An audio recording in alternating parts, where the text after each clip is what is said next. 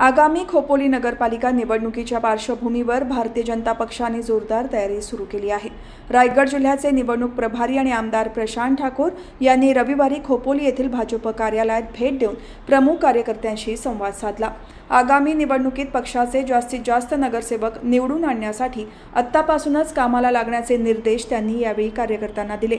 आमदार प्रशांत ठाकूर यांनी कार्यकर्त्यांना संबोधित करताना येत्या 1-2 दिवसात खोपोलीतील भाजपचे उमेदवार निश्चित केले जातील असे सांगितले। त्याचप्रमाणे निवडणुकीतील पक्षाची अधिकृत भूमिकाही लवकरच स्पष्ट केली जाईल अशी माहिती त्यांनी दिली। निवडणुकीच्या तयारीला लागून पक्षाला खोपोलीत मोठे यश मिळवून देण्यासाठी त्यांनी कार्यकर्त्यांना प्रोत्साहन दिले। या बैठकीला भाजपचे उत्तर रायगड जिल्हाध्यक्ष अविनाश कोळी, सरचिटणीस प्रकाश बिनेदार, दीपक बेहरे, खोपोली प्रभारी सुनील घरत, खोपोली अध्यक्ष अजय इंगुलकर, महिला अध्यक्ष अश्विनी अत्रे तसेच शहर पदाधिकारी आणि प्रमुख कार्यकर्ते उपस्थित होते।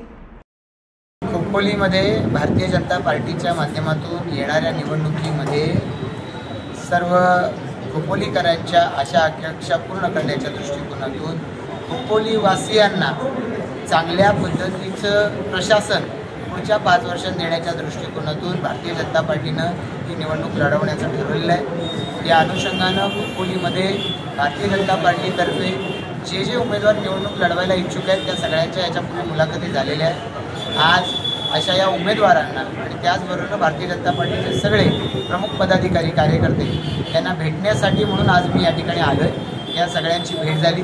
पक्षाची जी प्रक्रिया आहे या प्रक्रियेतून योग्य उमेदवार देण्याच्यासाठी आमचा प्रयत्न आहे। लवकरात लवकर, कारण उद्यापासून उमेदवारी अर्ज भरायला सुरुवात होते, तर लवकरात लवकर अशा उमेदवारांची नावाची घोषणा ही आम्हाला करायची। या अनुषंगानं आमचे जिल्ह्याचे अध्यक्ष सन्मान्य अविनाश कोळी आणि त्याचबरोबर आमचे सगळे पदाधिकारी हे काम करत आहेत आणि लवकरात लवकर या सगळ्या आमच्या पदाधिकारी कार्यकर्त्यांना निवडणूक अर्ज दाखल करून त्यांना प्रचाराच्या कामाला लागता येईल या दृष्टिकोनातून आवश्यक त्या सगळ्या सूचना देण्यात आल्या।